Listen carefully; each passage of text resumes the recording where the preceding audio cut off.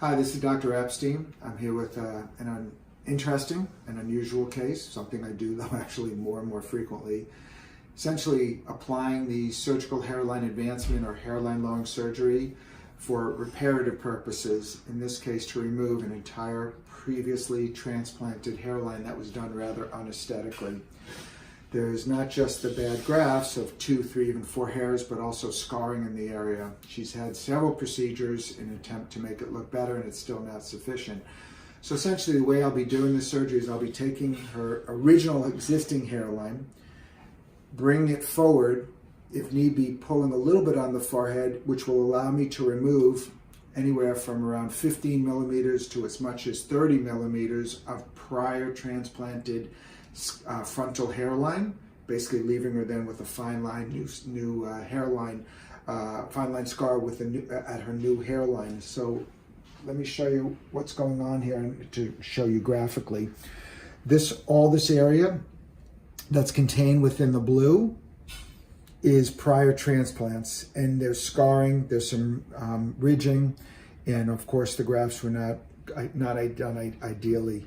So I've marked out this posterior line is where her original hairline is, and I'm going to bring this forward and then remove this whole area that's been marked out. This point here will come down here.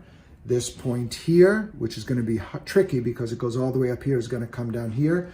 But essentially what I'll be doing is excising her entire frontal prior transplanted hairline. Anyway, this is Dr. Epstein. Thank you.